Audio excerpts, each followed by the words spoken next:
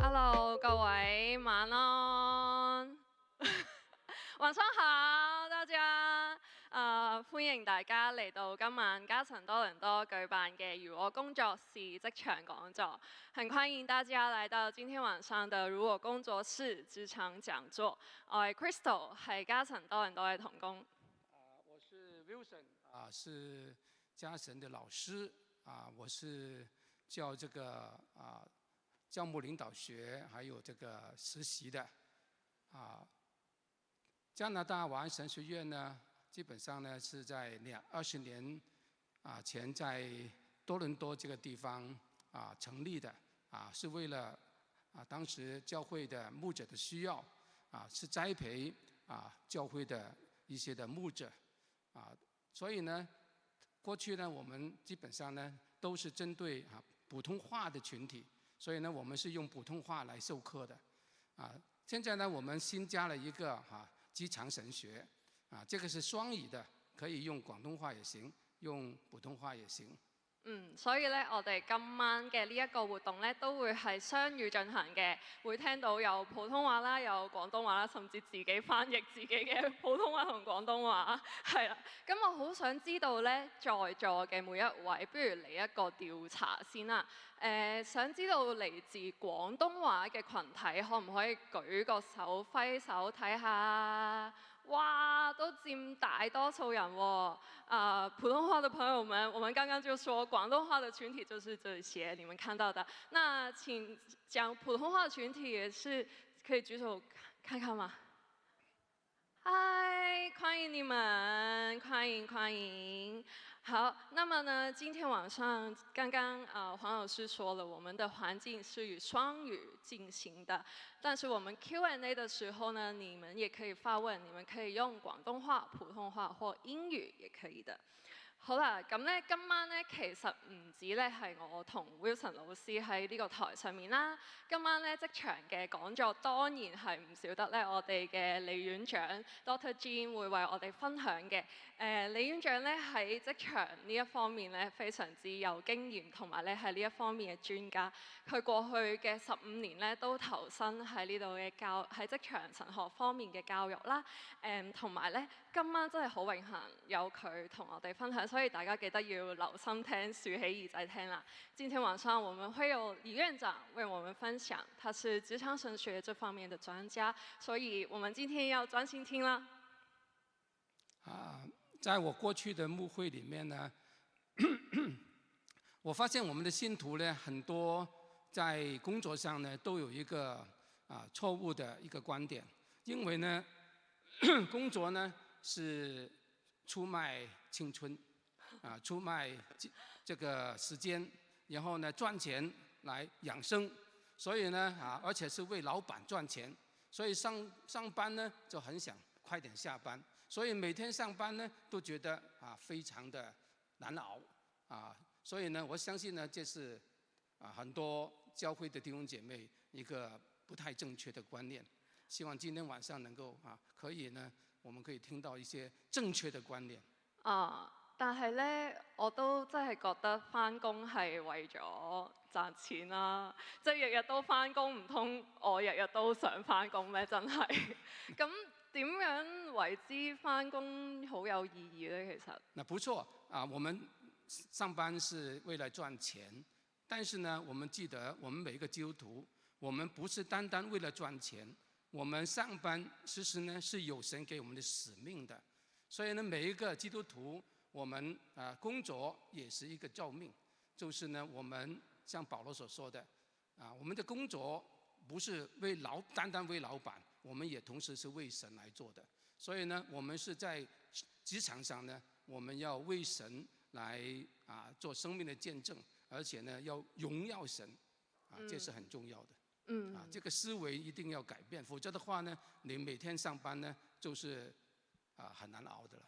啱啱黃老師講到一個思維上面嘅改變啦，咁我哋今晚咧其實都好想同大家一齊重新去想像一下工作係啲咩嚟咧？如果工作是呢一個嘅 topic， 咁咧好想咧我哋陣間落嚟咧會有一個互動嘅環節。我諗今日大家放咗工過嚟，或者啱啱坐咗一陣都需要喐下或者諗下嘢啦。咁我哋咧嚟緊落嚟咧，我哋會有一個互動環節嘅，就想請咧大家可以 scan 一 scan 螢幕上面嘅 QR code。那麼我們現在會有一個互動的環節，哇，好像在拍我，就是 scan 這個 QR code，那我們就會進到一個 Slido 的一個 slide。那麼呢，我就想請大家，你想象一下，如果你要重新想象工作的話，你覺得工作是一件什麼的事呢？你的答案可以是一個詞語，可以是一个句子，可以是名词、动词、形容词，也可以的。那我们有5分钟的时间，我们一起想想。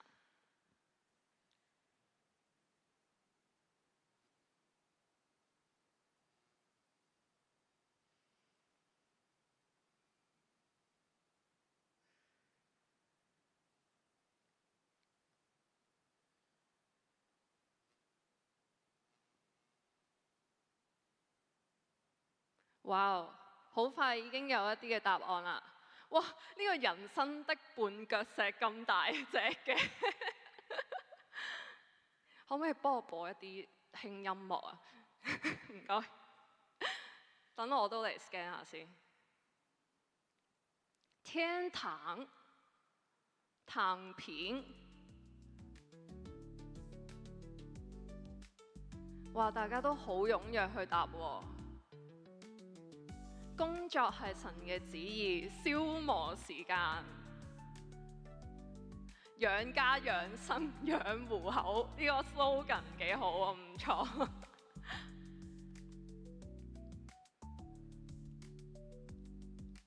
一段無窮無盡嘅旅程啊，有一個好大嘅錢袋啊！大家可以無限輸入你嘅答案嘅，你可以不停地回答的，你可以看到一些，就是 inspire 你的一些答案，你就可以再去回答。我們越多越好，我們的答案有沒有什麼是很 echo 你的一些答案呢？你也可以思考一下。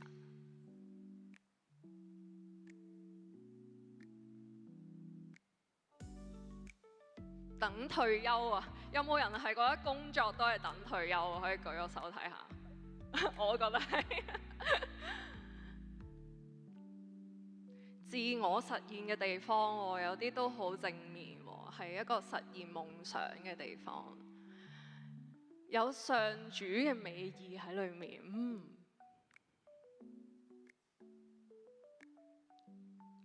係服侍啦、敬拜啦、侍奉啦，仲係管理神嘅創造。哇！睇到一個新嘅揾食啫，犯法啊！大家都好有創意啊，好搞笑啲答案。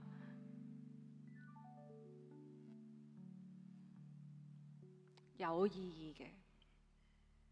我諗咧，大家嘅答案咧都係有一半係正面，一半係負面啦。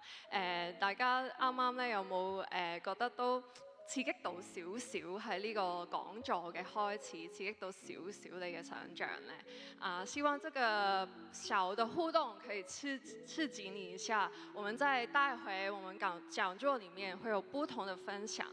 咁我哋睇咗咁多啦，有一啲信仰上嘅答案，亦有一啲咧係為咗自己存在嘅意義去工作啦，亦有一啲咧係為咗維持生活啦。我哋每個人咧都對工作咧有少少唔同嘅定義，我哋就喺個 screen 度望到唔同嘅字眼啦。但係以下落嚟咧，我哋將會有一啲真人去現身說法，同我哋講下佢哋覺得工作係啲咩。我們以下會有一些真人，他們來說法，就是說說看他們覺得的工作是什麼。那我就交時間給他們啦，可以給個掌聲嗎？弟兄姊妹，主內平安。如果工作是敬拜，那麼我們每一份的付出都將是將我們自己獻上，當作活祭，讓我們以謙卑束腰來討神喜悅。如果工作是我們的召命，那麼我們所做的每一份工作都將是與神同工，都將在我們的職場來彰顯神的愛與公義。如果工作是我們的操練，那麼我們每一次經歷的挑戰都將是塑造我們生命的成長和我們信心的堅固。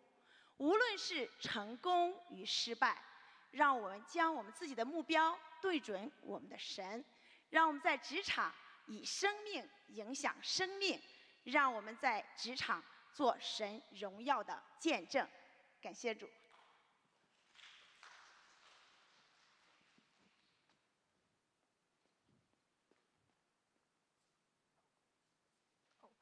如果工作係一場馬拉松比賽，咁其實兩者有啲乜嘢相同嘅地方呢？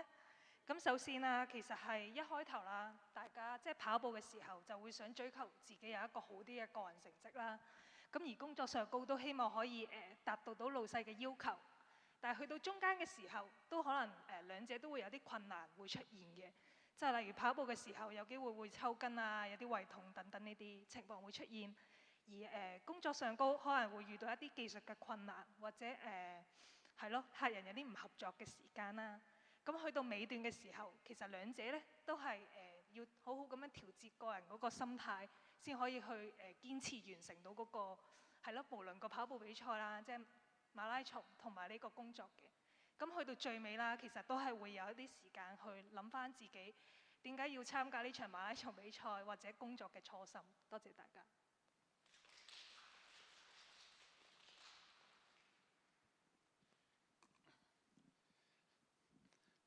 他们的记忆比我好。如果工作只是谋生手段，那我们的信仰是否就只是一种安慰？如果工作是神对我们的召唤，我们的工作在神的国度计划中到底扮演一种什么角色？我们的专业能力、我们的特质是否也是属灵的恩赐？我们是否在每一天的劳作中回应了他的召唤？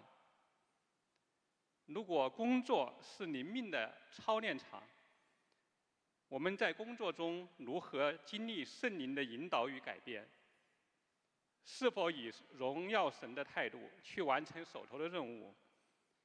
我们该如何看待我们的客户、同事、上司或者下属呢？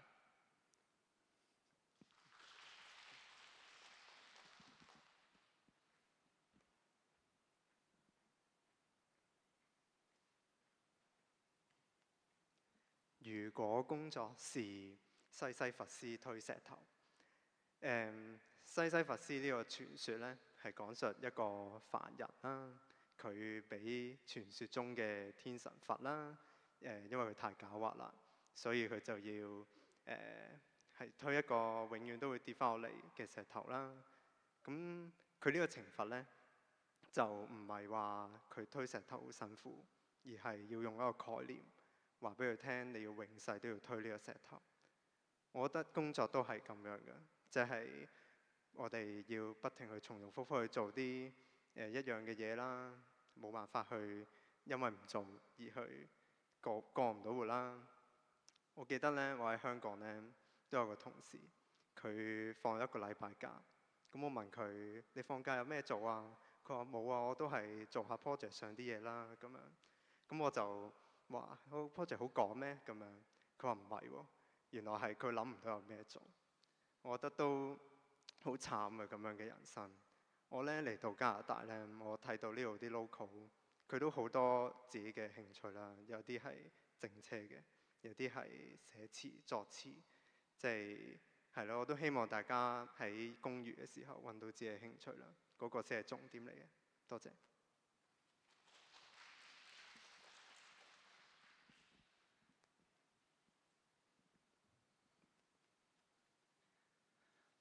如果工作是为了实现人生价值，我想那我要用什么来判断我在工作中的价值呢？是收入的高低，是职位的高低，是客户的多少，是生活自由度，是外人的肯定，是心情的好坏，还是其实每个人对工作都有自己的定义、看法、感受、思考。我想如果工作是为了谋生，那感觉是一种无尽的循环，因为赚钱是为了花钱，花完钱要赚钱，赚完钱还要再花钱。虽然工作不仅仅只是如此，那工作会是什么呢？如果工作是一门艺术，我可以随心所欲，发挥创造力，但是工作似乎是不断重复一些事情，没法有空间让我发挥创造力。只有重复，因为不是还要生存吗？想要脱离不开心、乏味的工作，但却因为生存没有办法脱离这工作，真是矛盾啊！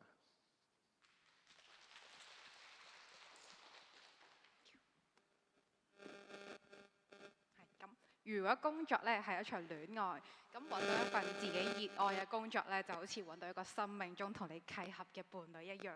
心理學家咧 Robert Sternberg 就提出咗一個愛情嘅三角理論啦，就包括係親情啦、激情啦同埋承諾嘅。咁我對應翻喺工作入邊咧，我自己就會覺得係認識啦、熱愛啦同埋委身喺你嘅工作上面嘅。咁啱啱開始嘅時候可能係熱戀期啦，咁但係長久地咁樣行落去咧，靠嘅就唔單止係激情啦，而係委身。咁熱戀期過後咧，其實現實就會慢慢浮現出嚟啦。咁咧，我哋就會見到可能你開始對喺一份新嘅工作入邊嘅，好似啱啱拍拖嗰陣時嗰種嘅充滿新鮮感啦，充滿期待感嘅。咁去到工作嘅中間同埋後期咧，就會可能出現一啲疲累啦、倦怠啦，同埋甚至想轉工嘅諗法啦。咁呢個咧就好似戀愛進入咗磨合期咁樣，或者呢個時候你就會開始問啦，其實我係咪真係適合喺呢度做嘢嘅呢？我係咪仲要繼續喺呢度做落去呢？咁呢個時候呢，我覺得信仰係幫助咗我去重新看待工作呢一個事情嘅。咁工作呢，我覺得唔單止係責任啦，更加係同神一齊同工嘅，係一個同神一齊同行啦，去實踐你嘅呼召嘅旅程。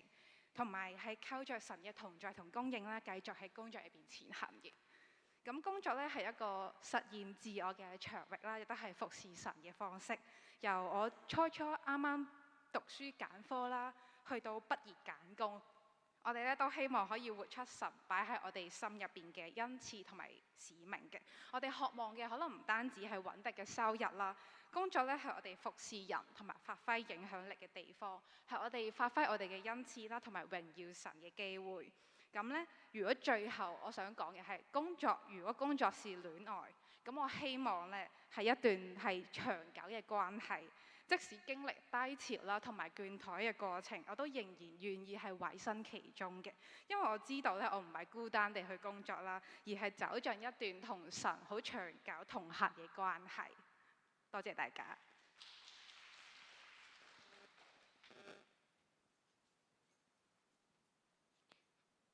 如果工作只是一份赚钱的职业，我会常常抱怨天天的加班，做不完的事情，少得可怜的公司，喋喋不休的上司，惹人厌的同事，而且我也会讨厌恶劣的办公环境。如果工作只是一份职业的话，我会常常埋怨自己怀才不遇，活在自怨自艾之中，幻想有一天可以早日脱离苦海，等待自己所谓的伯乐早早的出现。谢谢大家。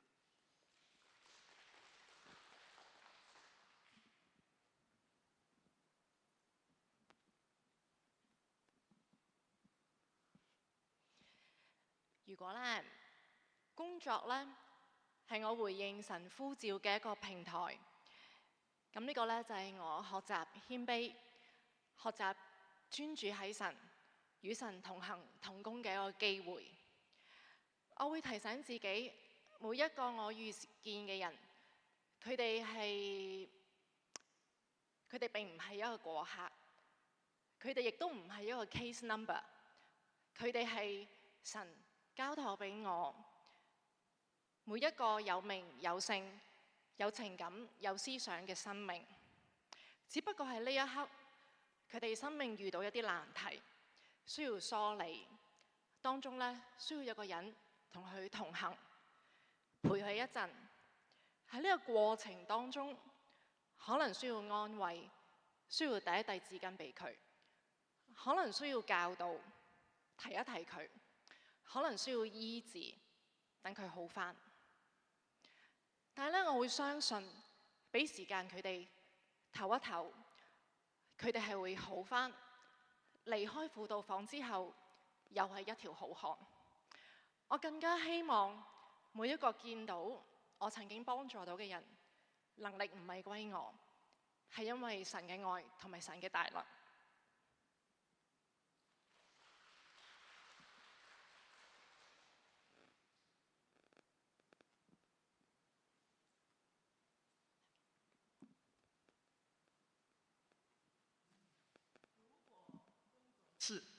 如果工作室，大家对工工作都有很不同的想象，但是其中有一个共通点，就是我们都要面对这个事实，就是我们每一天的工作，我们怎么样去过我们的生活。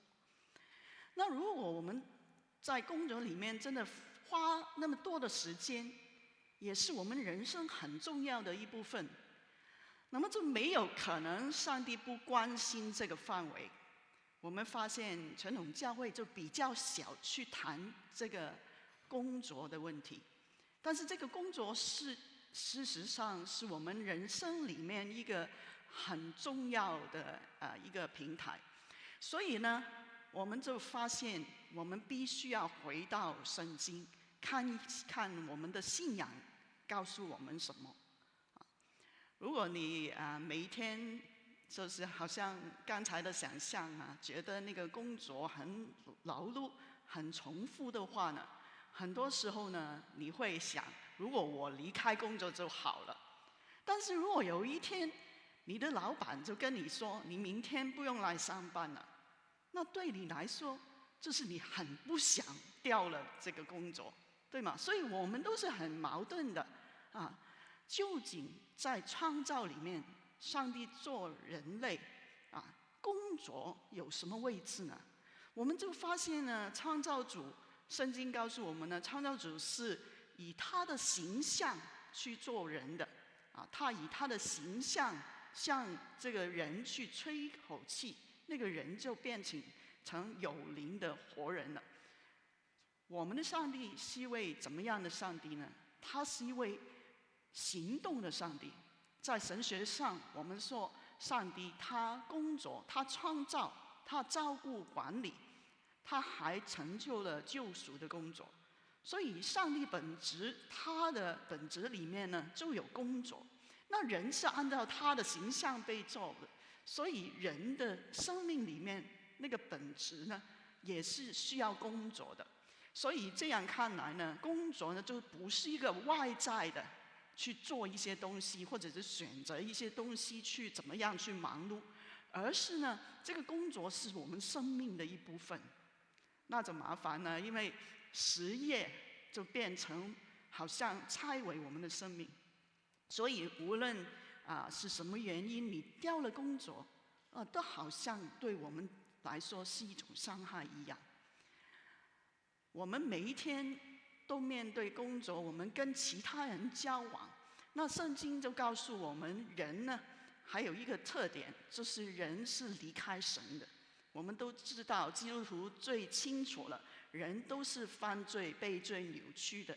所以当我们进入社会跟其他人去互动的时候呢，我们就发现原来我们是在一个被罪扭曲的状态里面去过活。所以呢，有些时候我们会彼此伤害。我们建构的社会呢，会有贫穷会有不同的问题，以至于我们的工作呢，就好像没有让我们去活出我们想活出的一个生命于是呢，我们有些时候我们想避开我们的工作，但是我们避不开，因为它是我们生命的一部分嘛。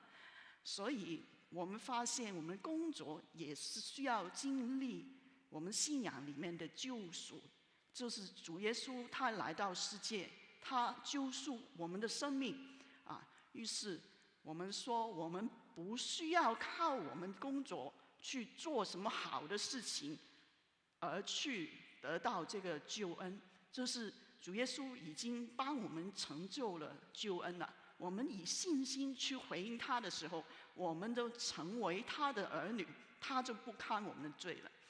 那但是事实上我还要生活我在我的生活当中呢，我是用上帝儿女的身份去回应上帝。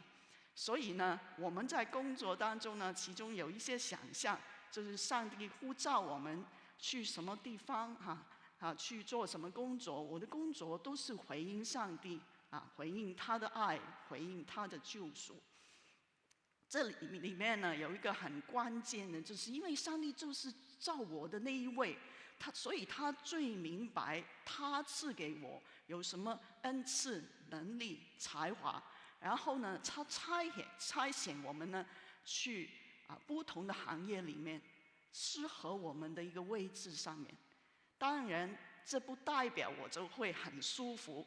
我在里面呢，还是要努力的。我还是要让我的生命呢，更能活出上帝的话语。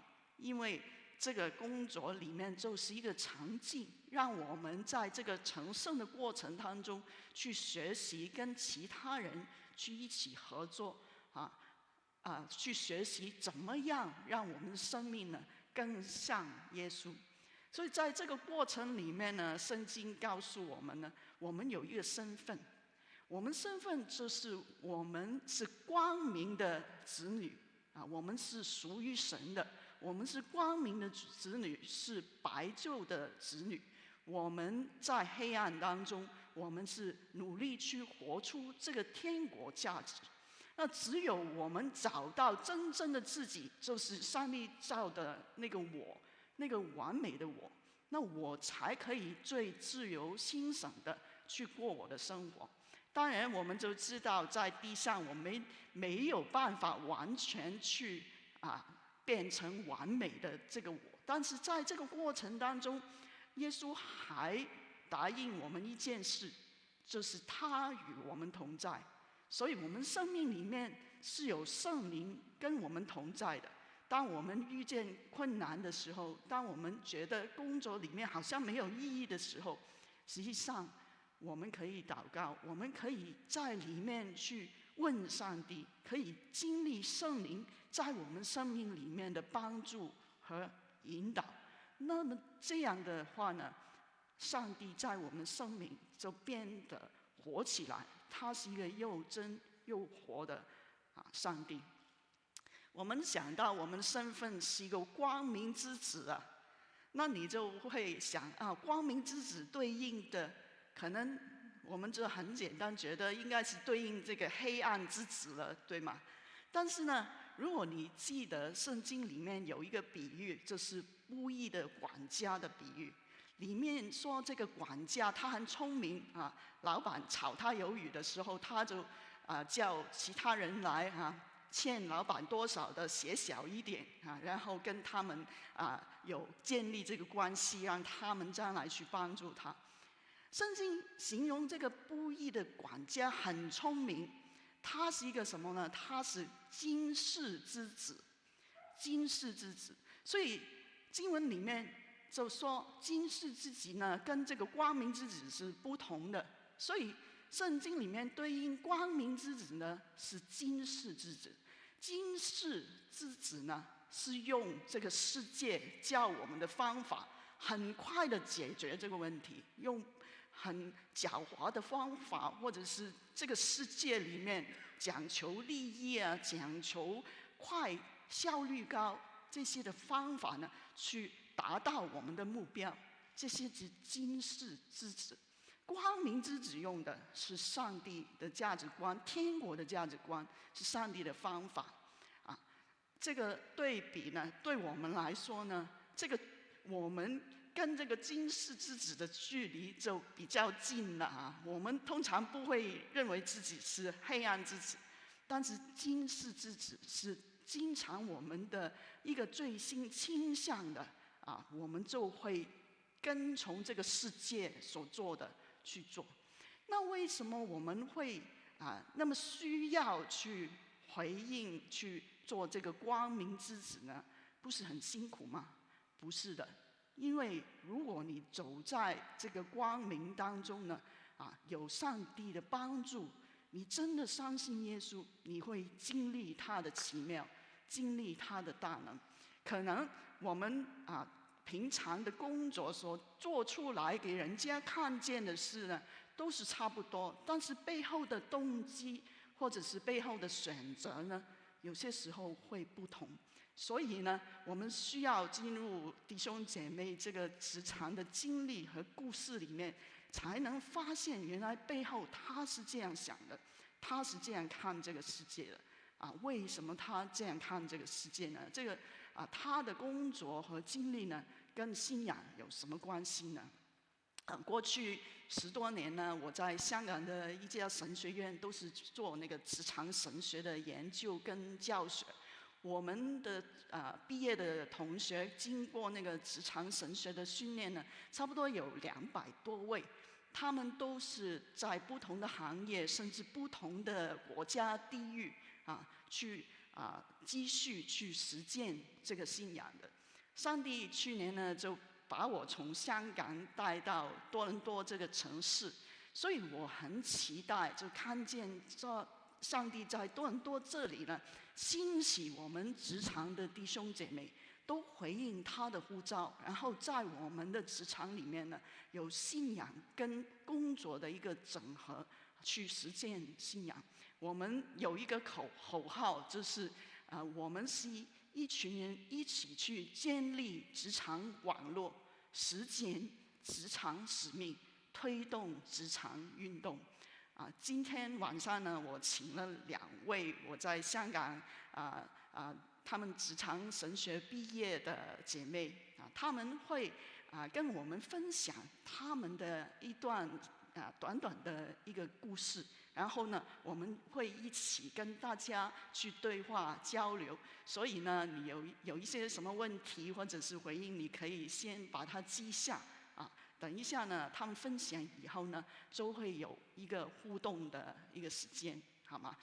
現在我請他們上來，就Diana 跟 Esther。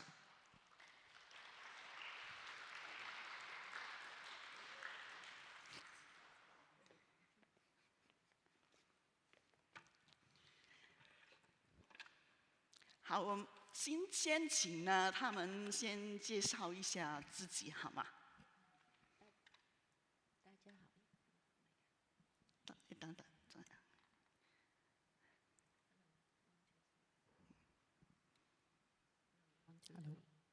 Hello。喂，大家好，我是 Diana。然後我在5年前左右從香港來到多倫多生活，那個時候呢剛好是 COVID lockdown，然後我就有3個多月的假期，然後不過很快我就找到工作了，然後現在呢我就在律師行裡面做 admin 的。大家好，我係 Esther， 我係嘉臣多倫多嘅同工啦，喺啱啱就1月係 join 呢度嘅。咁我係22年嘅8月尾過嚟嘅，大概2年半時間。好，不如我哋先請Diana講下佢自己嘅一啲職場經歷同埋故事啊。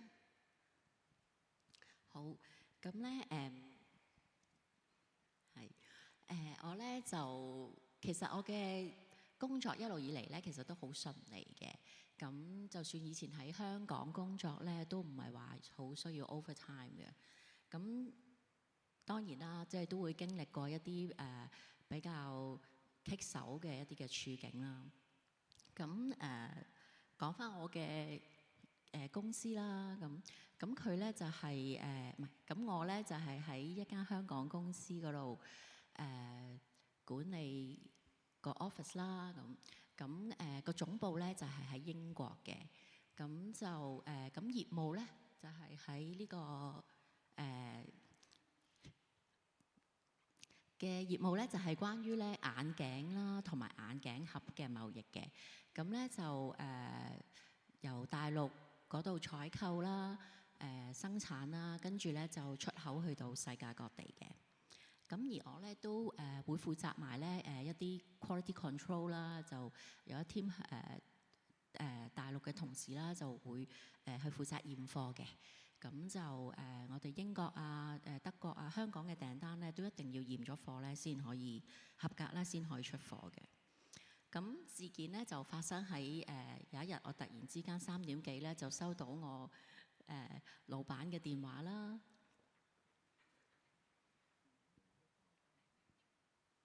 哦，已經去到呢度啦，好，唔好意思啊。係，咦 ？OK。咁咧就收到我老闆嘅電話啦，咁咧就話咧英國咧收到一批嘅眼鏡盒啦，咁有好大陣嘅臭味喎，咁嗰啲臭味咧點樣可以散咧？就係要將佢打開吹12個鐘。咁當然老闆就其實打俾我就叫我通知工廠啦，要去調查呢一件事啦嚇。而更加重要嘅咧就係我哋啱啱出咗3個貨櫃咧，就去泰國一個客人嘅工場。咁呢個客人咧就係一個好大嘅一個眼鏡片嘅生產商嚟嘅咁你戴眼鏡嘅可能都認識呢一個牌子嘅咁即係好大嘅客啦，就唔能夠得失啦咁所以咧而由香港去泰國咧，其實船期咧係4日左右。咁所以咧，我老闆咧就叫我你聽日就要飛去泰國。咁而喺英國嘅做 quality assurance 嘅 manager 咧，佢會遲我1日到。咁就要我一定要搞掂呢一單嘢咧，先可以送貨咧俾個客咁咧，聽起嚟就好似都 OK 啊！喺泰國揾個地方揾啲工人啫咁但係大家都知道個眼鏡盒係得咁大到嘅啫。咁一個櫃嘅眼鏡，一個貨櫃嘅眼鏡盒咧，係講緊有4萬幾個，咁係講緊3個貨櫃有14萬個。所以其實所需要嘅地方咧，都係要好大嘅。雖然唔係話一次要攤晒14萬個盒出嚟，咁但係你都要時間去，都要即係有一個大嘅地方要去攤開佢啦嚇。咁同埋亦都我哋答應咗客人嘅一個貨期噶嘛，你唔可以慢慢做噶嘛。咁所以都要有時間嘅即係都係一個好大嘅 concern 啦。同埋就仲有咧就係如果個客人佢 out of stock， 佢出唔到貨，咁嗰個 consequences 咧就好大啦。咁冇理由人哋訂 Nike 嘅眼鏡，你俾個 Adidas 眼鏡盒佢噶嘛，係咪？咁所以即係一定要盡快咁去處理。咁我就即刻安排好機票、酒店，即刻就跟住嗰2個幾鐘咧，就即刻去打晒俾我喺香港所認識嘅agent 啦、forwarders 啦，咁睇下佢哋可唔可以幫到我手啦咁。同時我都 research 下喺泰國 local 有冇啲logistics 公司可以幫到手咧咁樣。但係好可惜，我打咗好多個電話，我都發現佢哋一聽到英文就吸線，或者繼續同我講泰文。咁當時咧，我真係覺得好無助。甚至我好懷疑究竟我去泰國有冇用嘅咧？我又唔識泰文，我淨識薩瓦迪卡嘅啫喎，再多就唔識噶啦。我喺泰國，我又冇啲 connection， 又個環境又好陌生。咁究竟我去到真係可以做啲咩咧？咁與此同時咧，我當時咧亦都喺神學院度讀緊 part time 嘅。咁咧無端端要出差咧，咁我都要曠課啦，同埋挨近學期尾咧，仲要有一個 take home exam 添。我唔知我喺泰國要逗留幾耐，其實我個心咧當時真係好忐忑。咁啱嗰一晚咧，我就約咗神學院嘅小組咧食晚飯嘅。咁佢哋知道我咁嘅情況啦，都同我祈禱。咁亦都咧讓我咧喺出發之前咧有一啲嘅力量同安慰。咁好感恩地咧喺第2日嘅朝頭早咧，我就收到一個好消息啦。其中一間跨國嘅logistics公司咧就聯繫到，咁咧就話咧佢哋咧可以幫到手嘅咁。咁咧就最緊要就係佢識講英文啊嘛，係咪？咁我可以同佢溝通到啦咁。咁佢就話佢個貨倉咧就喺機場附近嘅啫，咁所以咧佢就會嚟機場接我落機，咁一齊咧就去佢嘅貨倉。咁好彩嗰陣時咧未興 KK 園，咁咧我都安全嘅。咁喺嗰一程嘅飛機咧，咁我就比較安心啦，同埋都期望咧我真係可以咧好快咁就解決咗呢個問題啦。我唔記得，一陣間先。好忙啊！咁但係咧，我我去到之後咧，就發現咧，原來佢哋個貨倉咧，好似左上角嗰個圖咁樣啦。佢哋冇一大個空地咧，可以俾我攤開啲盒㗎。咁啊，冇辦法啦，咁啊繼續去揾啦。咁於是者咧，我哋都揾咗幾個貨倉啦。咁咧都有唔同嘅問題嘅，就好似譬如下邊左下角嗰幅圖咁樣啦。咁佢個貨倉咧，嗰個空地咧係冇蓋嘅喎，咁唔得啦！大家都知道泰國無端端會落雨㗎嘛，係咪？咁好啦，又有個貨倉咧，佢就話佢周圍咧好多雀仔㗎，咁就大件事啦。雀屎真係仲嚴重過臭味㗎。咁最大嘅問題咧就係，我哋後嚟發現咧，原來我個客人個工廠咧，佢就係一個 tax-free zone 嘅。咁我哋啲盒，我個貨櫃去到咧，要直接就入個 tax-free zone 嘅，就唔可以去第二啲地方。如果唔係咧，牽涉嗰個稅務咧係好繁複，同埋可能會好貴啊。咁幾日嘅時間好快就過去啦。咁我哋都未有一個定案，貨櫃已經到咗泰國啦。老闆日日都打嚟問點啊，搞成。壓力咧就越嚟越大，連我身邊嘅英國同事咧都問我，同我講，真係要向你個上帝祈求啦。咁係啊，真係我哋真係好需要咧上帝去幫手。咁多數貨櫃到咗碼頭咧都有幾日嘅免租期嘅，咁好神奇地咧就喺免租期完結之前一日咧，咁我喺英國 office 嗰邊咧就話聯絡到一間嘅公司啦，咁就可以幫我哋揾到一個貨倉仔嗰個 tax-free zone 嘅。咁我哋就即刻去睇啦，咁發現咧係 OK 嘅，可以用嘅。咁個心咧就即刻定晒啦。咁亦都之後嗰幾日雖然都有少少嘅挑戰啦，就係因為嗰陣時係泰國嘅夏天啦，咁係一個冇冷氣嘅貨倉啦，係一個言語不通，要教啲冇經驗嘅工人啦，要點樣去整理啲盒啦，要去包裝啦咁。咁但係呢啲都唔緊要啦，最終咧使命就達成咗啦。咁而老闆咧都好滿意。咁而我同我同行嘅英國同事咧，亦都因為咁啦，成為咗一個好好嘅夥伴。咁好啦，話咁快經我喺泰國逗留咗第11日啦。咁終於咧，我有一個嘅下晝可以安坐喺一個酒店嗰度，去預備我呢一個嘅 take home exam。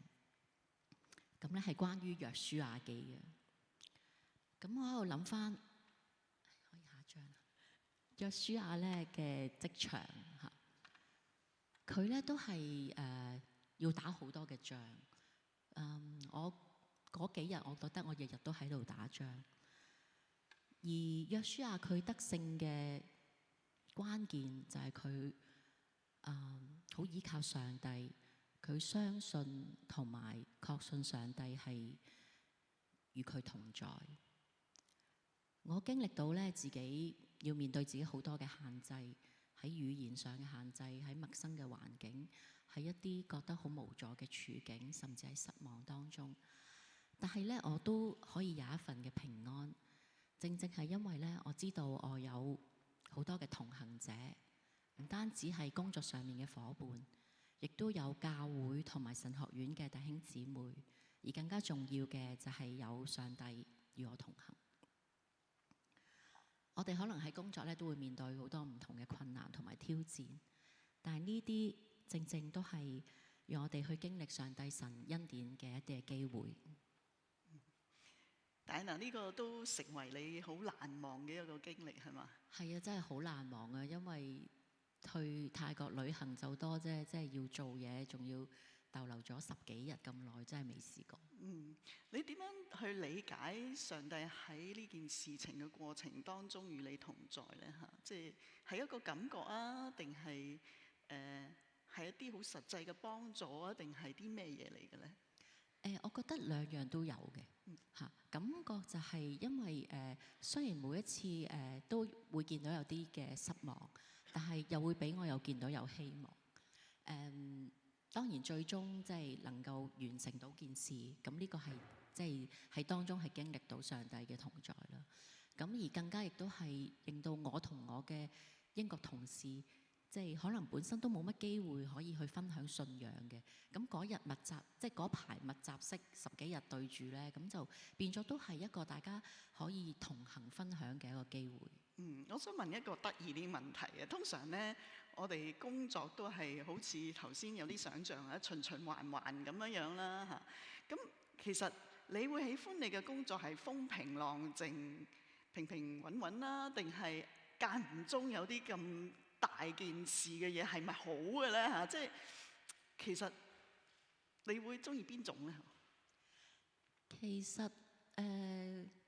其實我個人咧係嗰啲好平穩嘅一個人嚟嘅。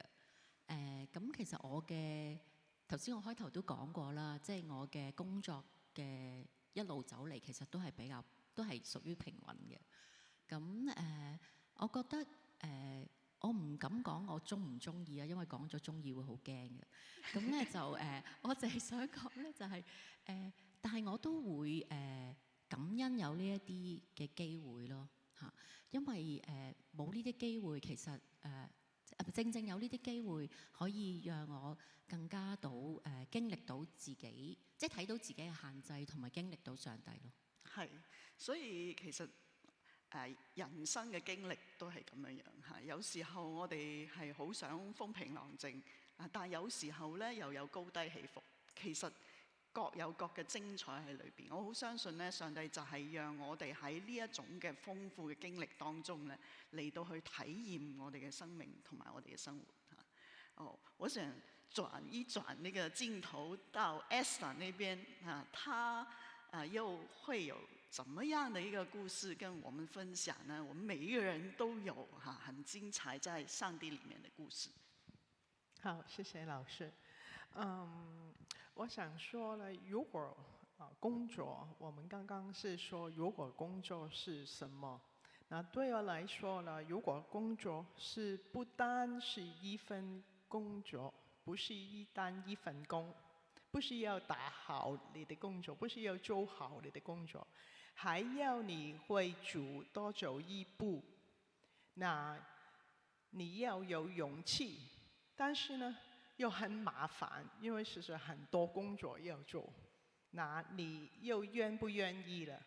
那我就現在呢跟大家分享了，那神呢就跟我就說，就是2013年的時候呢，就跟我談，就是我不單要做好這份工作，還要多做更加多的工作。就是2013年的時候呢，那時候我還是在 LV 上班。那 LV 我是剛剛進 LV， 應該是1月的時候了，剛開始新的工作。那時候呢，我要開一個部門，就是為他在亞太區開一個採購部門。那其實呢，工作很繁忙，你去亞太區嘛，都要飛來飛去。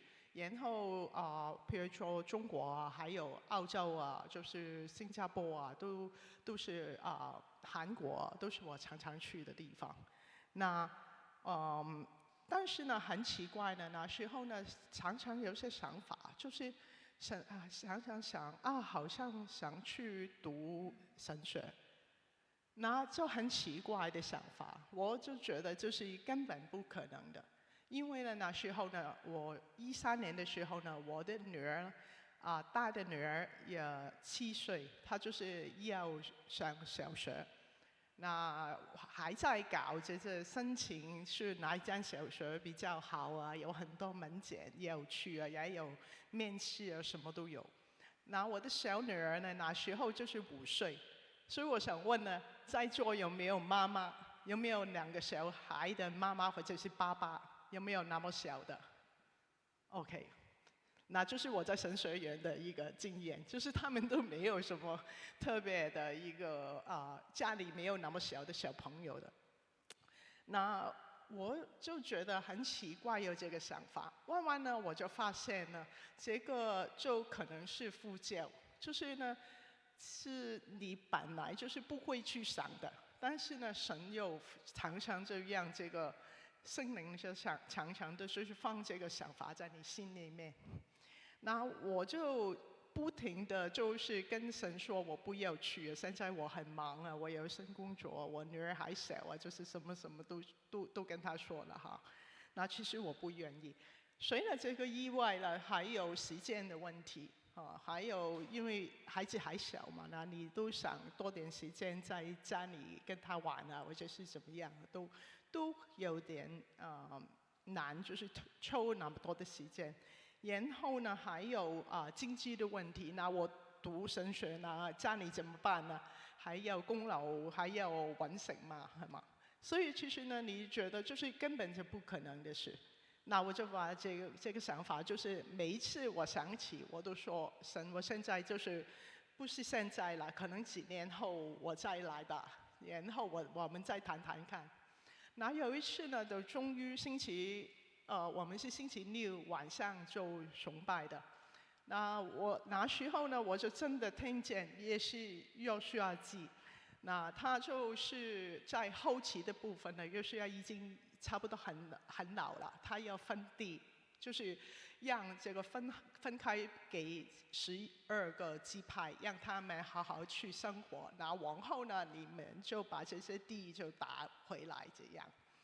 那然後呢，我牧師他說了一個很深刻，對我來說現在還是很 touching 的一句說話。他說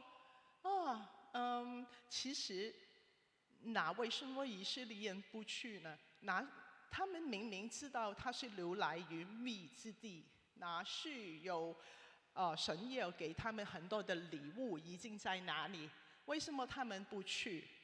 還有為什麼你有禮物，你明知道是好的，你不去拿？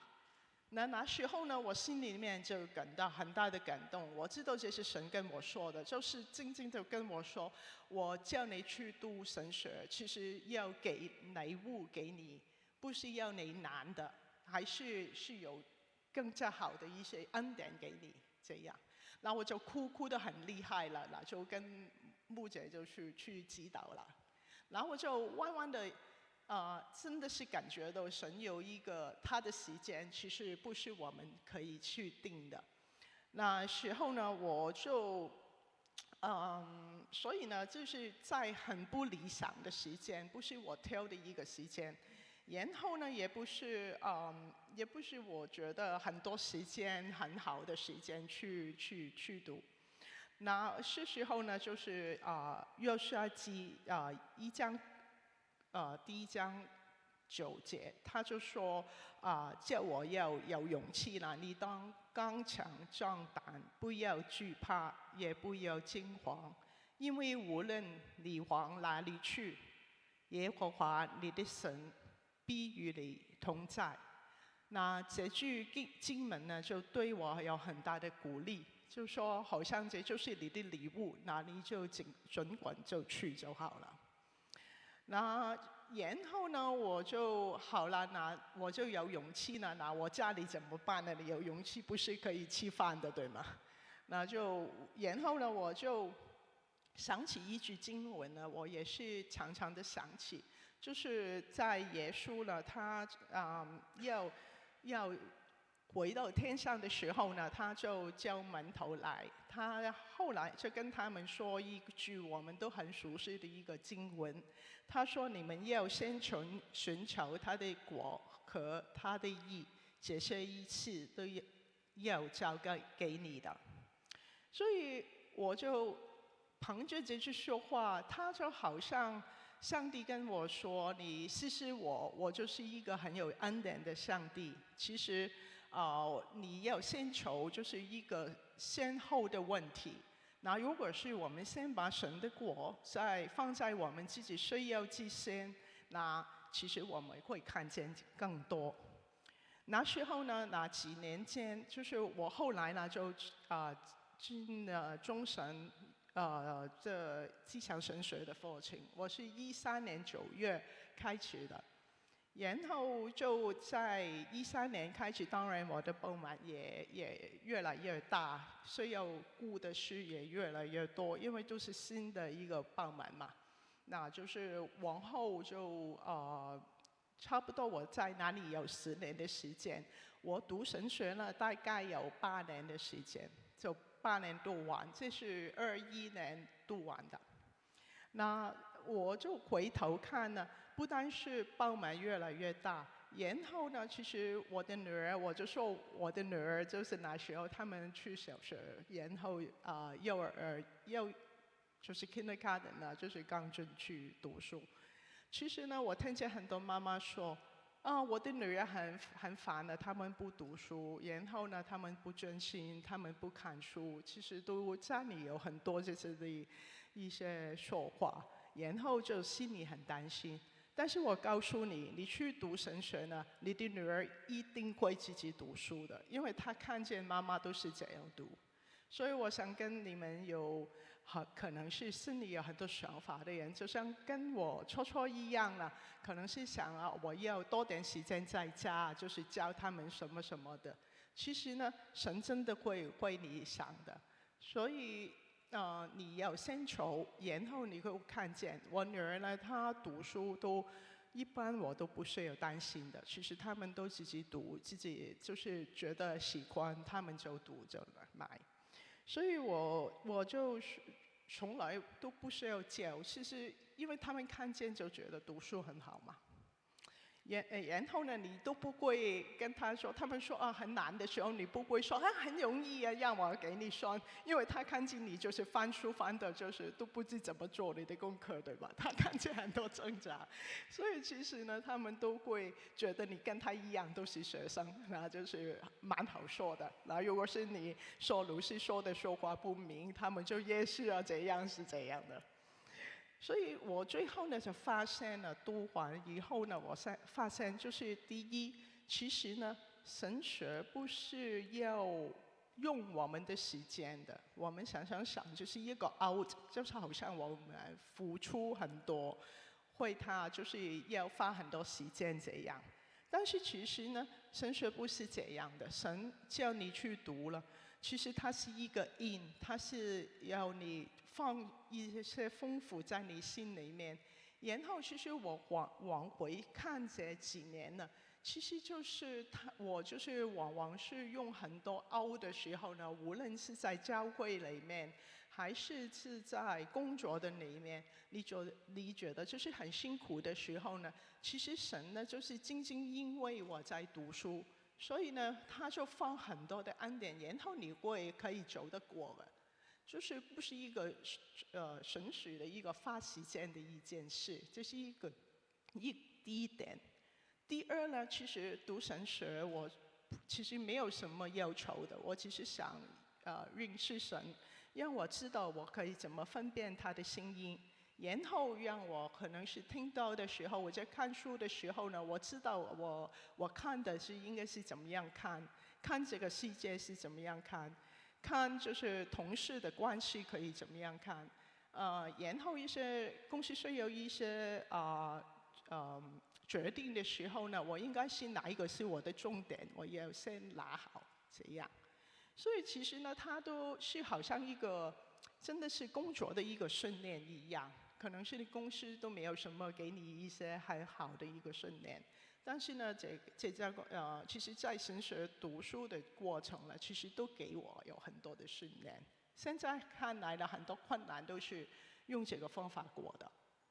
然後最後呢，就是有一個經歷，就是因為約書亞記呢這個8節，他說：這律法書不可離開你的口，總要思想，好使你謹守遵行這書上所寫的話，依次說話，如此你的道路就可以亨通，凡事順利。我想他的順利呢，不是一個成功的一個例子，只是呢，你可以面對你的困難，那你走來了就不用那麼擔心，那麼多的一個很多憂慮這樣子，都可以看見上帝的恩典。然後最後呢，我覺得這幾年真的是世界現在真的是太複雜了，有很多好像就是對我這歪理的東西，那其實我都不知怎麼看。那这些训练呢，让我可以有力的，可以有一个不同的角度呢，去看这个世界的一切事。所以我觉得总括来说了，其实我觉得我那么大的一个人呢，其实神呢，他很早已经知道应该怎么样为我安排，他知道我需要之后怎么过，他就在我没有准备好的时间，但是在一个对的时间呢，他就叫我，让我呢就好好的去学习，然后身边有很多同路的人。那时候呢，因为他看的不是我们那时候的需要，他看到的是我们未来的条件，然后你未来的需要是什么，你才可以过得好，可以站得稳。所以都是好像约书亚那时候呢，都是你有勇气就去拿就可以了，就是这样一个动作。所以不需要担心可以读书会怎么样，分数怎么样，因为其实都不是最重要的。都是我其实不是成绩了很多人都比我好了，我是可以作证。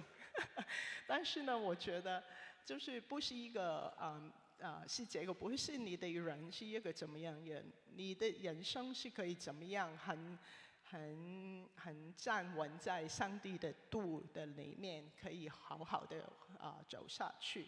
所以呢，我觉得可以跟同学、跟老师一块经历这一次，然后经历上帝给你的一些丰富的恩典，然后呢，这些是一点点的，就是让你的人生呢，就是跟其他都不一样。所以你没有想过就没所谓，因为呢，上帝就会知道，让你呢几年后回看，你就慢慢就会发现。所以其实每个人呢，就是都是一个有神迹、有一个 miracle 的时候。然后呢，在我的神迹呢，其实就是叫 Esther 去读神学，应该其实都是一个神迹。好，谢谢。我们呢，等一下就有一个时间，大家可以问问题的我们有同工呢会给你一个麦克风，所以你有问题或者回应呢，请你举手同工就会把那个麦克风给你的。我先问第一个问题问一下 Esther， 刚才你讲呢，就是约书亚记那个经文感动你流泪所以呢，应该就是你可以分到一些地，就是那边有很多礼物在那里，是上帝为你预备的。你可以形容一下你收到什么礼物吗？可以好像我收到的礼物就是戴安娜了，她是其中我的一个礼物，因为我是在中神读书的时候认识她的，她是我们去Israel 的时候我们认识，然后呢，她是我的师姐，所以呢，她就先毕业，然后她来多伦多，然后她可以照顾我，她是一个礼物。遇见同学，对，遇见同学，同行者。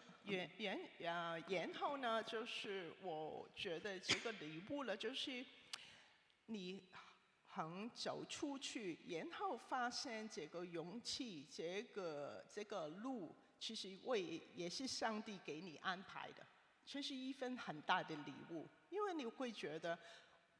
细细看的时候，回想这一次的时候呢，你会发现上帝为什么这个时间那么的对，就是那时候你觉得那么不理想的时候呢，都是对的。我觉得在这个礼物里面呢，最重要就是他给你多一点的一个信心，可以走下去。因为有些时候我们想想看，怎么对神可以有信心？其实就跟走 gym 一样，你去走 gym。就是今天你的 personal trainer 就是叫你就做5个，然后再5个，然后再5个，就是这样。信心就是这样开始，然后呢然后现在没时候可能你想为什么我要放那么多信心在哪里？你就会回想那时候说都是自己不愿意的，但是你看就是上帝的丰富，其实他会包底的。所以我想这个领悟了，也是一个很大的礼物。然后所以当然就有老师了。所以这个方面，我觉得就不一定是读神学，或者是不同的工作啊，或者是上帝有一个感动让你去做一个事情啊，就是我们是一个跟从的过程，就是跟他的召命或者是呼召就很有关系。所以你知道的时候，你有挣扎，然后你走上了。我觉得其中一个礼物呢，就是你的神学是你知道你在信什么。那你知道你当有些事情发生，无论是在工作，你可以听得清楚应该是怎么样走。结果我觉得现在呢特别的重要。因为有些时候你其实没有很多时间想可以怎么做，那这是 instinct， 就是一个感觉，一个直觉而已。所以只可以这样。对，这一点我很同意的。这个是一个神学家所讲的，就是因为我们作为职场的信徒有一个特点，就是每一天你面对很多的事情，老板叫你做一个事情，实际上你没有时间回家慢慢的去想这个事情应不应该做，你马上就要做了。所以我们需要建立，就是在我们生命里面有一种所谓刚才说的神学的本能，theological instinct， 就是我遇见一个事情，我知道从我的信仰角度里面怎么样去面对，怎么样去解决。又或者是老板要求你一个事情，你总是觉得有点不妥的，那这个本能的一个反应就很重要，因为这个没有时间给你去想。那怎么样去建立这个本能的反应呢？就是我们需要有很系统的去认识神，然后呢，在同学的互动当中呢，也是看见很多不同的角度，然后去理解我们的信仰，我们神是怎么样的，在我们的经历当中再去整合。这个我觉得是我跟同学互动的时候最精彩的地方。我们看看有没有台下有没有问题或者是回应呢？你可以举手然后我们同工会把那个麦克风给你。你可以用粤语、国语、英语都可以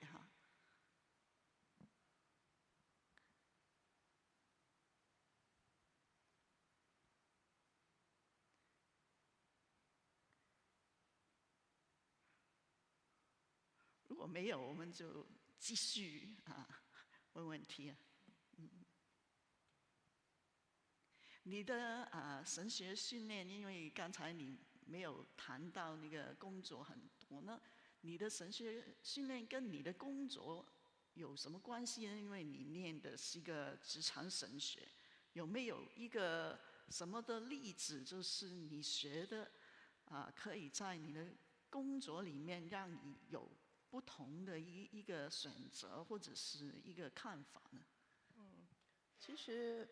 其实读的时候呢，有几个课务我特别的喜欢，就是这个财富，就是谈钱，就是教会的很少，就是说你的钱应该怎么样，他的都是比较 negative 的，好像就是因为你有钱不可以进天国嘛，这是耶稣说的。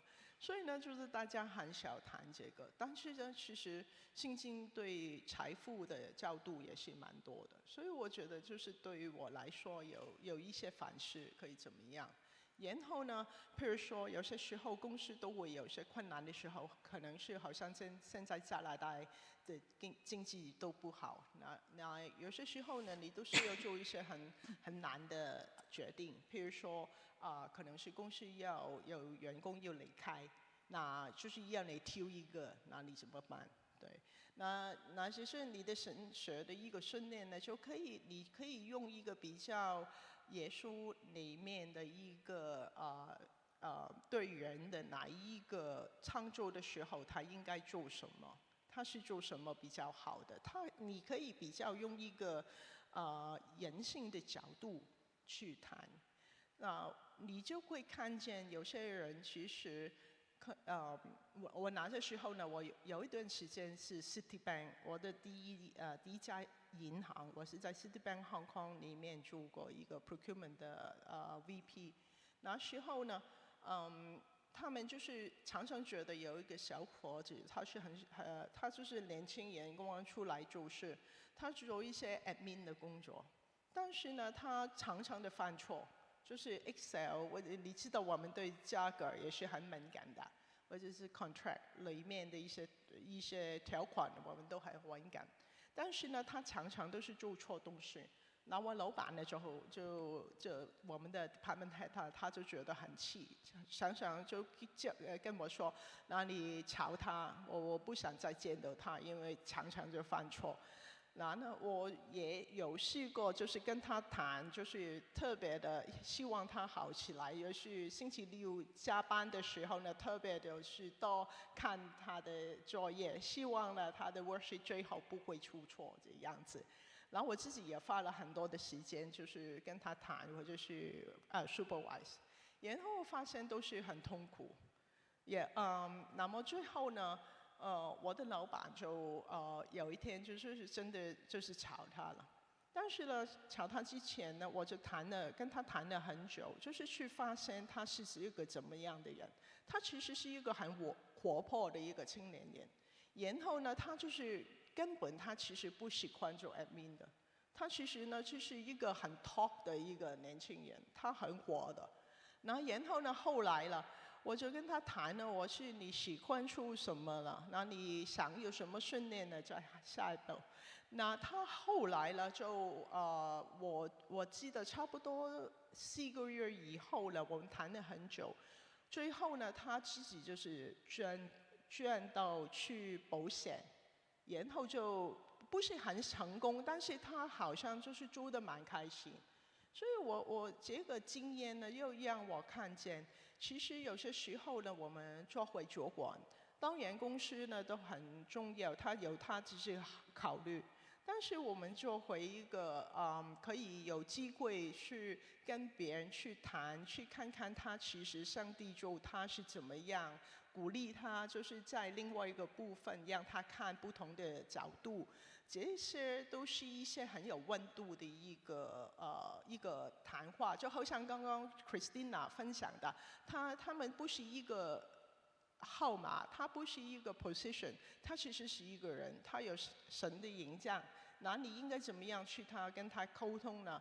那我想這是一個神學給我的一個反省。好，謝謝。我們看看有沒有弟兄姐妹有問題或者是回應，好嗎？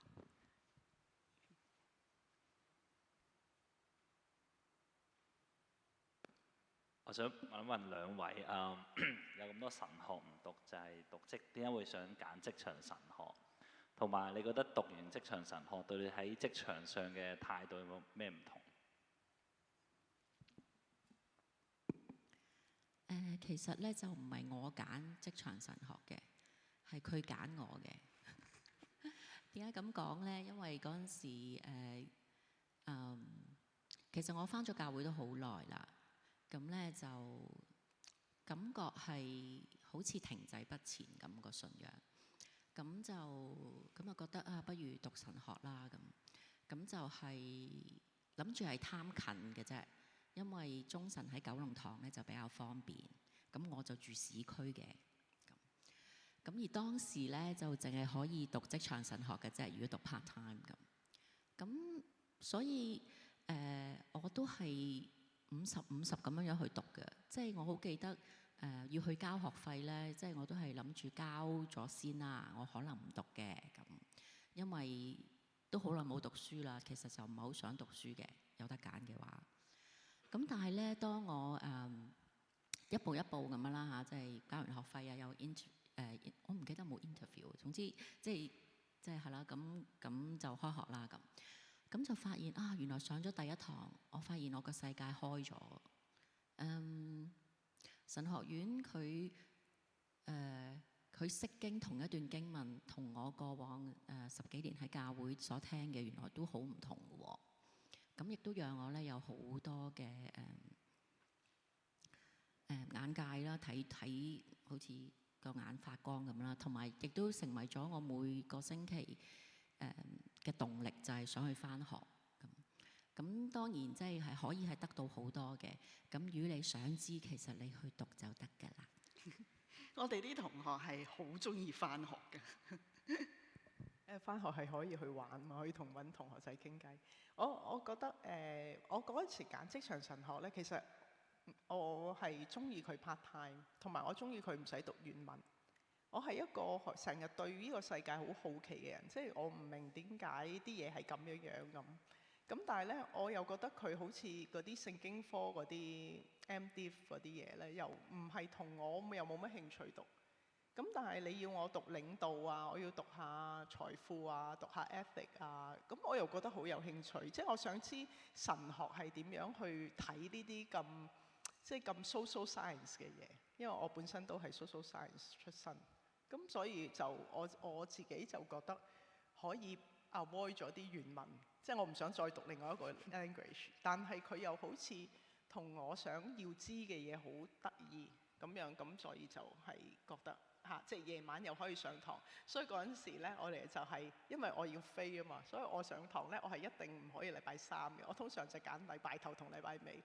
咁其中一堂咧，就老師嘅堂咧係一科 Maths 嚟嘅，但係佢永遠係星期三教嘅。咁我終於咧等到差唔多最後第5定第6年啦，咁我就識多咗人啦，可以咀，我就話：哎呀唔知喎，有一次係啊意見調查表，我就唔知點樣，我就寫咗，哎呀嗰個可唔可以唔喺星期三啊？咁終於就結果佢就要唔係淨係禮拜三上堂，因為我就要飛翻嚟或者飛出去之前我就要上堂咁。咁我覺得呢啲都係一個即係上帝俾我嘅禮物之一咯，即係等你可以讀得點咁樣嚇。我有2個問題，然後第一個問題是，就是我們基督徒可以去和老闆談漲工資的事情嗎？當然可以啦，我們是人啊嘛，家裡有開支，當然要談啦。當然可以了，我曾經是老闆，所以你可以來找我。為什麼不可以？但是呢，這個講的時候要有智慧啊，當然不是就是正面的要求啊，就是要在這個適當的時候啊，然後你有一個理由，然後跟他談，好好的談。然後還有一個是，就是如果在職場當中遇到很難相處的弟兄姐妹的話，要怎麼辦？是弟兄姐妹？對，弟兄，也是基督徒。也是基督徒。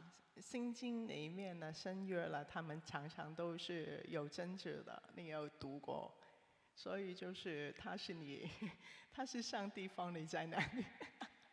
我覺得就是其實每個人呢，就是相處都有困難的。其實人就是在罪裡面嘛，所以其實很多時候，有些時候是我們自己的問題，有些時候是其他的兄弟姊妹的問題。所以我覺得這件事不可以單單是從，就是他是弟兄姊妹，為什麼他不值得怎麼樣？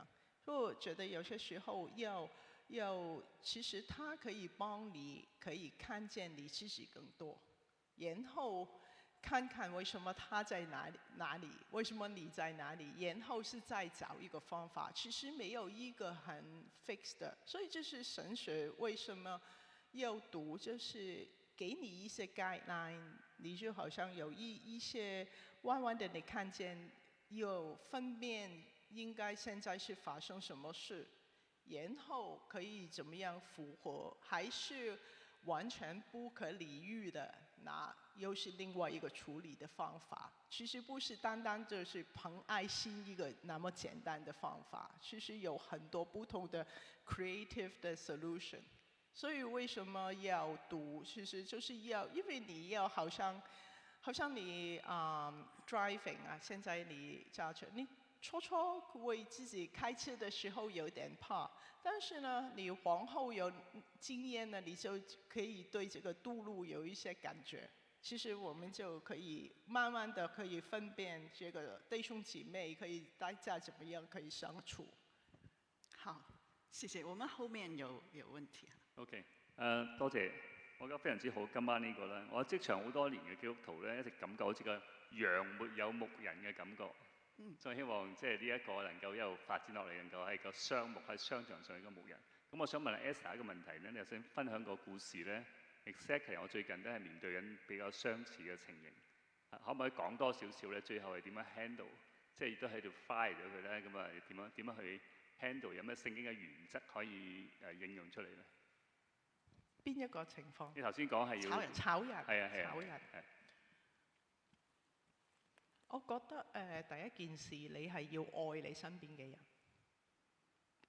你要睇得到佢哋個需要，即係因為咧然後咧當然你要為佢哋祈禱咯。咁你要分得到咧嗰個人佢係咪真係適合喺嗰個位置，同埋你有冇盡力去 train 佢。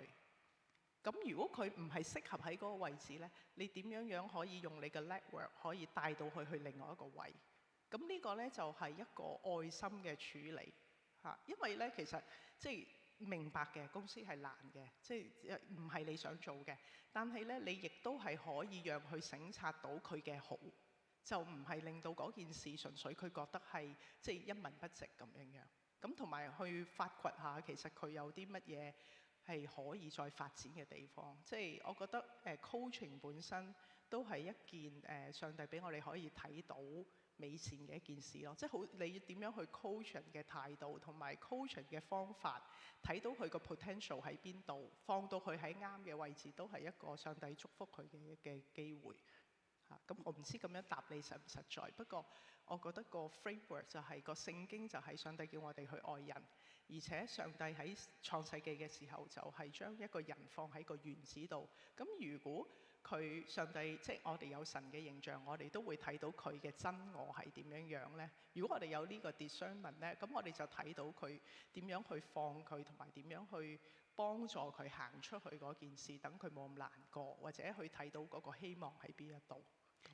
炒人呢係我哋即係成日遇到嘅一個問題。早期呢，甚至有弟兄姊妹問我炒唔炒得人㗎咁樣，梗係可以炒啦，係咪？即係如果佢係唔適合呢個位置嚇，即係我成日覺得好嘅同工唔一定要留喺身邊，佢可以有更好嘅發展嚇。唔好唔啱佢做嘅呢，你幫佢揾到更適合佢嘅一個位置。不過調翻轉頭呢，我成日會覺得呢，即係你冇一個好嘅方法去做一件唔好嘅事嘅啊，因為你去做呢件事一定係唔好嘅對佢嚟講嚇。咁所以我哋係盡量讓佢明白啊，我哋都係關心佢，讓我哋都係即係同佢有呢個嘅關愛嘅關係嘅咁樣嚇。咁但係最後我哋都要會有一個平衡，即係。有時候係公司要我哋做呢件事啊，又或者真係需要啊，而佢亦都唔明嘅時候咧，有時都係係嗰件事都係要發生啊。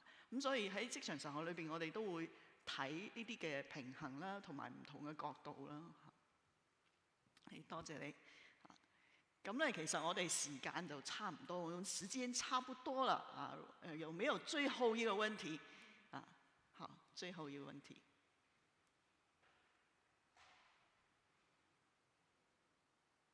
呢個會比較係有少少怪嘅，咁但係呢個咧其實喺加拿大係會有出現嘅現象，因為我哋係美國嘅附庸國啦，都係嚇。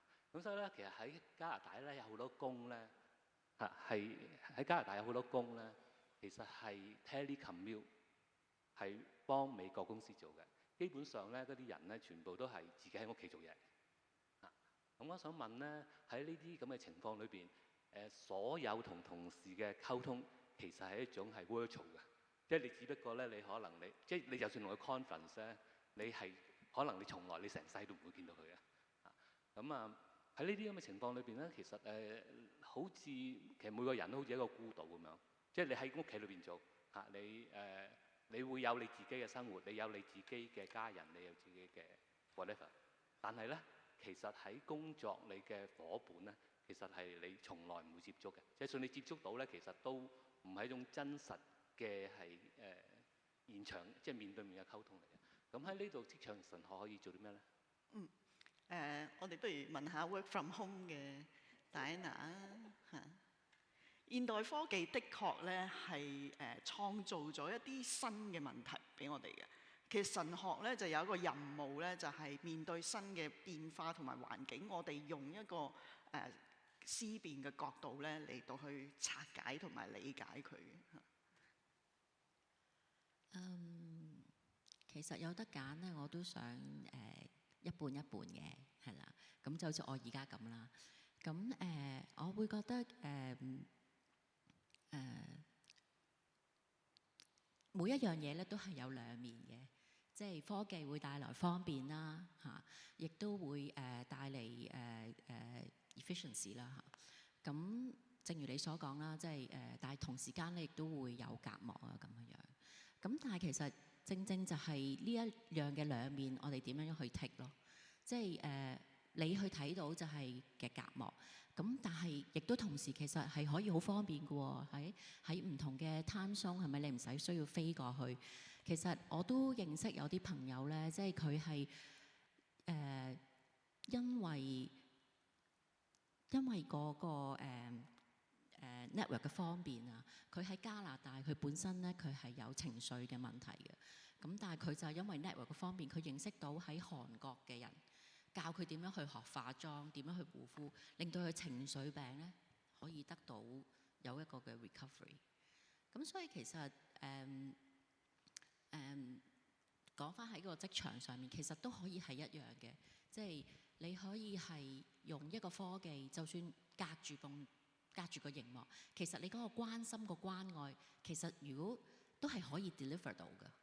係啦，就唔會話因為我哋嘅生活嘅環境唔同，我哋嘅time zone唔同，呢個可能係一個阻礙，但係呢個係可以被突破嘅一個嘅阻礙咯。我自己咧係參與一個職場嘅機構啦，咁佢都係跨國啊嚇，咁即係好多時候都會喺網上嗰度開會。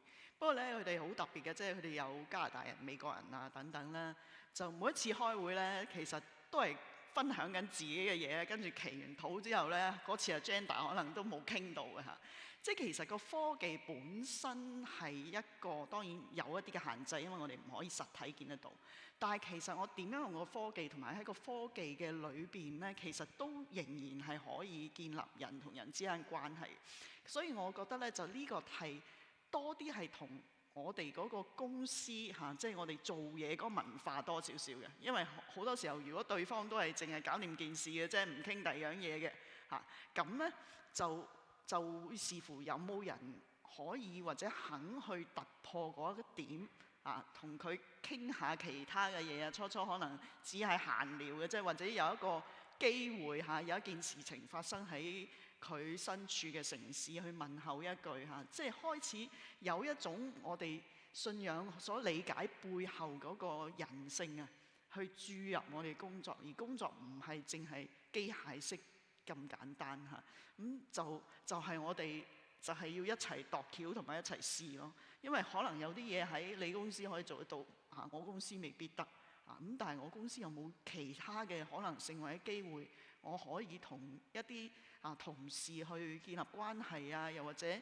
去真係突破淨係即係科技嗰個隔膜咧咁樣樣嚇，咁呢啲都係即係上帝俾我哋創意，我哋可以去試嘅一啲嘅範圍嚇。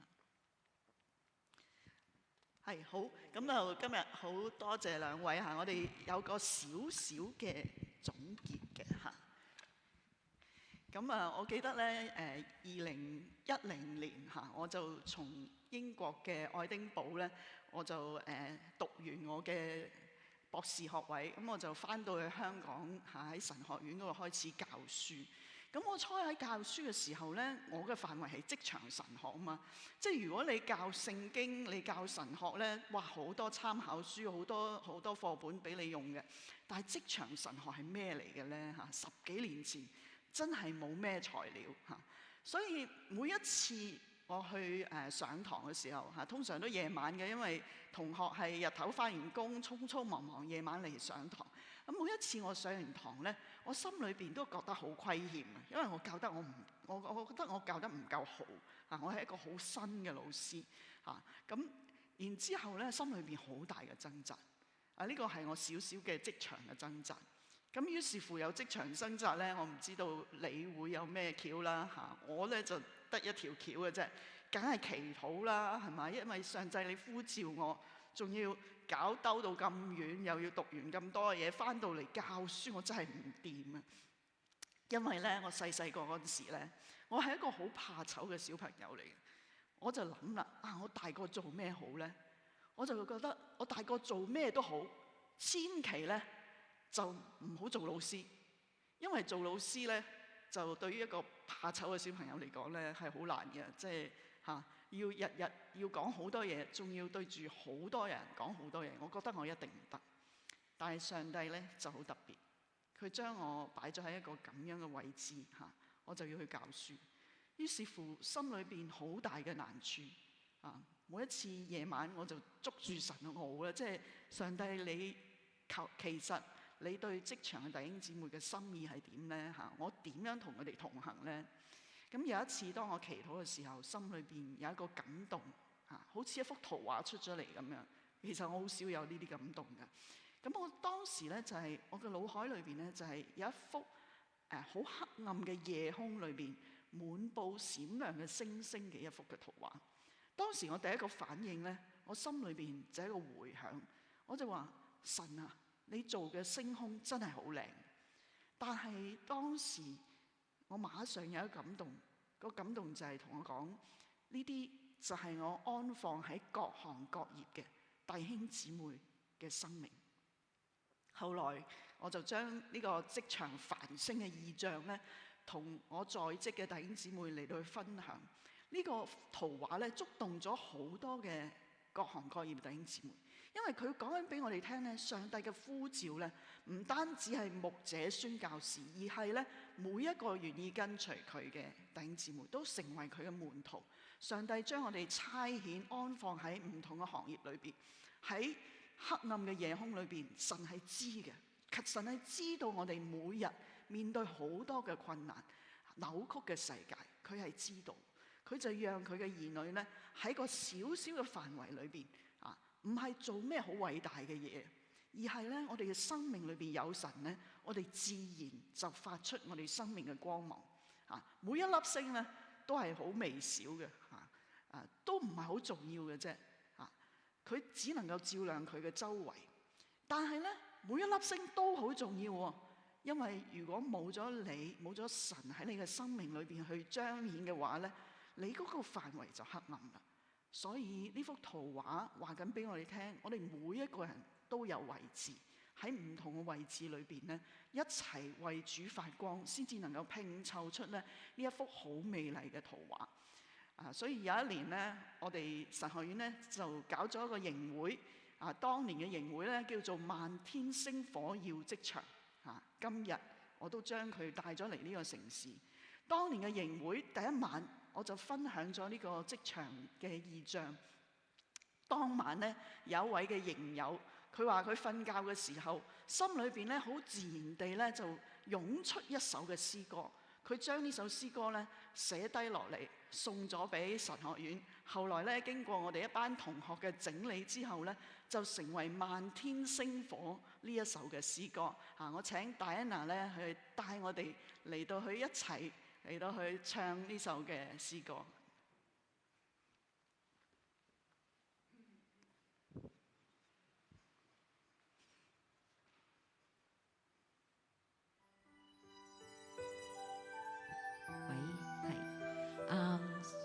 請大家起立，我們一起唱這一首歌。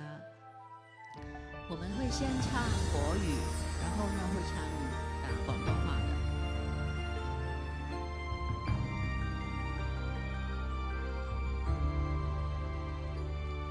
是救主，是假犧牲成就了我，讓我不再為自己而活。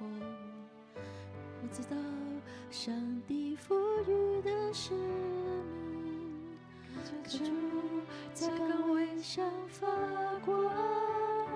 满天星火，要知道位置在何云繁星中，可知我会是那一刻前途在你手，一生交托不退后，黑暗夜里满天星火，你引领着我。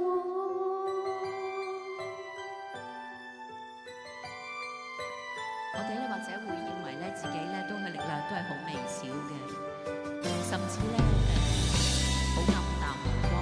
而我哋咧都唔好忘記喺嗰個漆黑嘅夜空有好光嘅星星去照住呢個漫天嘅。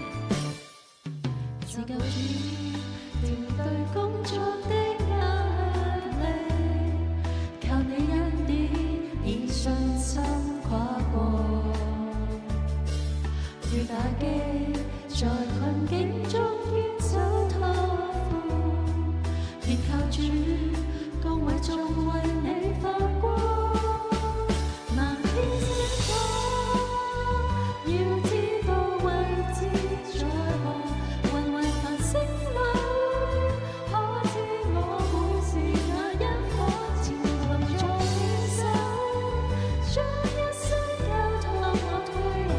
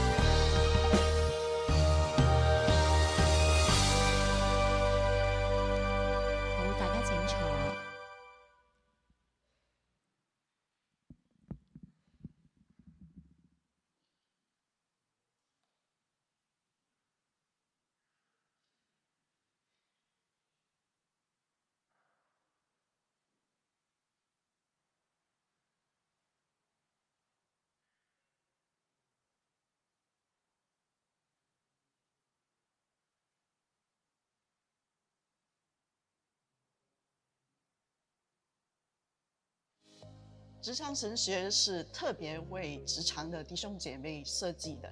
我们相信上帝在这个时代呢，要兴起所有的弟兄姐妹，然后呢，差遣他到不同的位置，在那里呢，我们接触不同的人。其中的设计呢，包括12门课，其中6门课呢是基础的课程。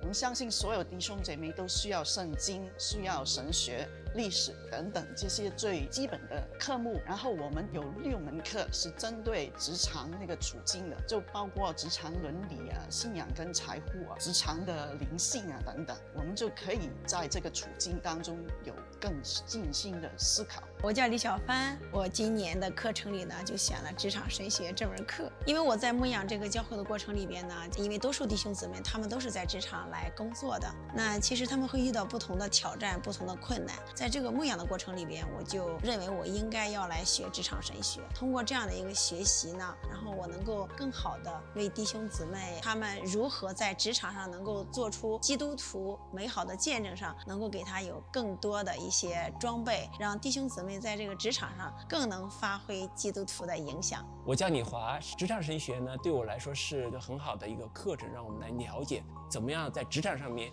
和信仰挂钩，鼓励我们弟兄姊妹来一起学习。我也期待大家通过这样的学习，能够在职场上为主做更美好的见证，来彰显基督徒的这个形象和彰显基督的品质，我們歡迎所有的弟兄姐妹加入我們這個學習的群體。我們不但有老師可以讓大家一起去學習，還有呢，你會遇到不同的背景的弟兄姐妹，他們同樣都是很希望在職場裡面去整合和活出信仰的。那我們就可以一起不單單學到知識，還要就是在我們工作環境裡面去實踐我們的信仰，去回應上帝。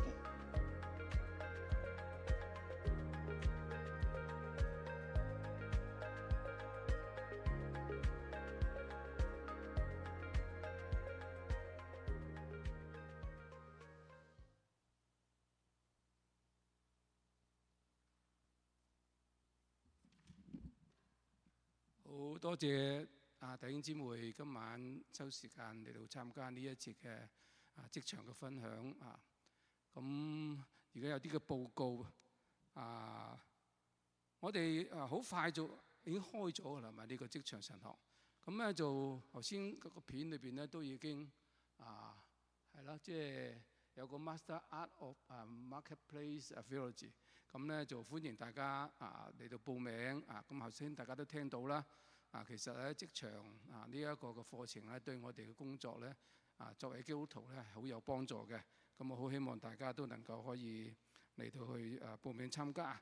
咁另外咧，我哋會喺呢個月嘅11號咧上晝嘅10點到下晝嘅3點咧，我哋有一個神學嘅體驗營啊。咁咧就歡迎咧諗住想讀神學嘅，或者係如果你有啲朋友教會弟兄姊妹佢哋即係有興趣想讀神學嘅咧，你可以邀請佢喺11月唔係喺4月嘅11號，即係下個禮拜5咁上晝10點鐘嚟我哋學院。咁我哋咧嗰一日咧就會有一個嘅即係體驗就係先上李院長一課，然後跟住同我哋一齊 chapel 咁大家可以同老師有呢個互動咁希望大家都能夠可以參與咁另外咧，頭先咧我哋都睇過嗰個漫天烽火耀職場呢一個唱過呢首歌啦。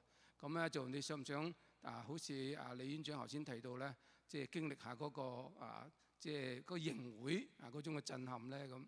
咁咧我哋咧就會喺5月嘅10號到11號咧喺天佑咧呢一度咧，我哋會有一個嘅即係營會嘅。咁歡迎大家嚟到去報名參加。咁神鳥嘅嗰個早鳥嘅優惠呢係150蚊咁歡迎大家就而家開始報名㗎啦。咁另外咧就即係出邊咧有一個嘅正主嘅書攤，咁裏邊有好多關於職場嘅書籍咧，我都好多都未睇過嘅我讀神學咁耐咧，或者侍奉咁耐都未見過㗎咁我真係大開眼界，我發覺咁多書喎咁咁如果我後生幾年咧，我都會去買嘅。不過而家咁老啦，即係你哋應該唔好放過要趁呢個機會即係睇多啲呢方面，特別係你有工作咧呢啲嘅資料咧，對我哋嘅工作好有幫助嘅。咁同埋咧，仲有一個嘅意見嘅調查啦。如果工作係乜嘢咁嗰度有個 QR code 出邊嗰度咧有啲 QR code 咧你可以咧即係好頭先咁樣即係將你嘅意見咧提出嚟係嘛咁我哋一齊起立啦我哋有個祈禱祝福。天父，我哋多謝你俾我哋今晚有呢個咁好嘅機會，一齊透過呢一個嘅分享會，我哋嚟到認識到原來工作唔單單淨係嚟到去為到生活淨係為糊口，而係真係要履行神你俾我哋嘅召命，讓我哋喺我哋嘅職場上能夠更好嘅嚟到去為主嚟到去發光做鹽做光。求主你都係保守我哋眾人將我哋今晚嚟到每一位嘅弟兄姊妹，我哋都交喺你手中。但願主耶穌基督嘅恩惠聖靈嘅感動同埋慈愛，天父嘅恩典常常與共為眾人同在，從今時直到永遠。阿門。清楚祝大家晚安嚇。